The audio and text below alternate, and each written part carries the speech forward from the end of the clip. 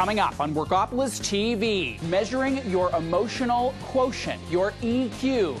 I got my score. Your scores weren't low, don't sell yourself short on that. But relationship management, what I would argue for you to do would be to get somebody within a room to kind of tell you how you deal with other people. Workopolis TV starts right now.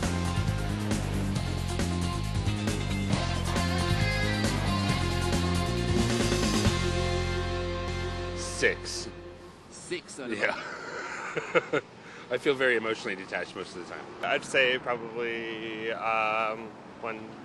maybe 85. I think I'm in tune with my emotions.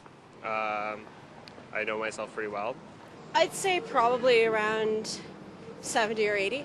I'm kind of the person that a lot of my friends come to when they've got trouble and, go to a girl for advice and a hug and stuff like that. It's trial and error emotions.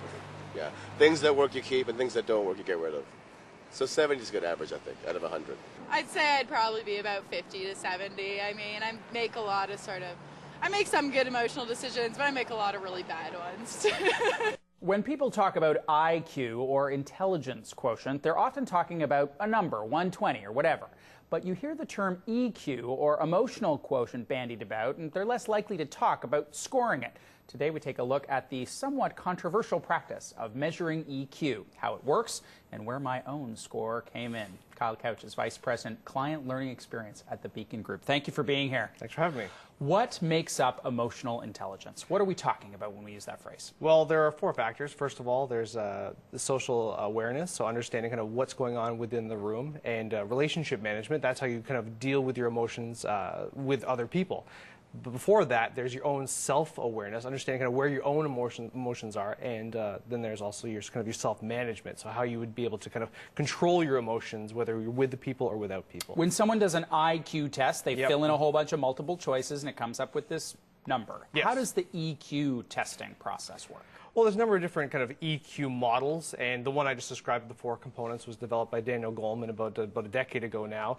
And basically, you can go through a series of questions and understand kind of your profile within those four different areas, and you get a series of scores, not just one score like you would in an IQ test, for example. I scored relatively high on social awareness, yes, 92, relatively, comparatively lower on relationship management. What does that tell you? As I bravely put my scores in your hands. Well, basically what that means is that you have a really good sense of understanding yourself. You can pick up the emotions in the room, but your scores weren't low. Don't sell yourself short on that. But relationship management, what I would argue for you to do would be to get somebody within a room to kind of tell you how you deal with other people, because ultimately there's something missing where you understand what's going on in the room, but you're having a bit of trouble putting it into practice. Now, my scores are at the low end 80, at the high end 92. Correct. What's the broad range for where people could score? What's the trouble spot? The trouble spot gets down when your scores get down towards 60 or below, and that does happen. We've had a lot of experience with clients where somebody has moved way up into the organization, but the reality is that their IQ got them there, not necessarily their EQ. So when they get put into a management position, then they get a bit of a difficulty when they're down in the 60s. And what do you do in that case? You've got this, somewhat empirical measure. Yep. How do you then address it when the scores are quite low? Well, there's a number of factors. First of all, like I said, get a confidant. Get somebody that can tell you kind of how you're doing. You need that sort of bellwether. If you're not in tune with your emotions and understanding how they relate to you as a person or with other people, getting somebody to kind of give you objective feedback. If you can't find that person, which people with low emotional intelligence may not have, an objective measure like a camera, videotape your team meetings, and really play back the tape and get a sense of what you're doing just to build that up. I'm someone who loves numbers and loves the data, so this is fascinating to me, but other people would have trouble with the idea of quantifying something that seems so intangible. What rationale would you give someone who has that view about why you'd score it?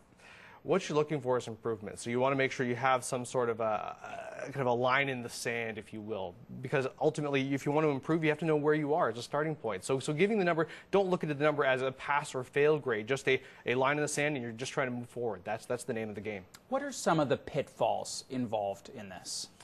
First of all, a lot of people don't want to admit that they have trouble with their own emotional intelligence. They assume because they're just a human being, they have a good sense of where they are.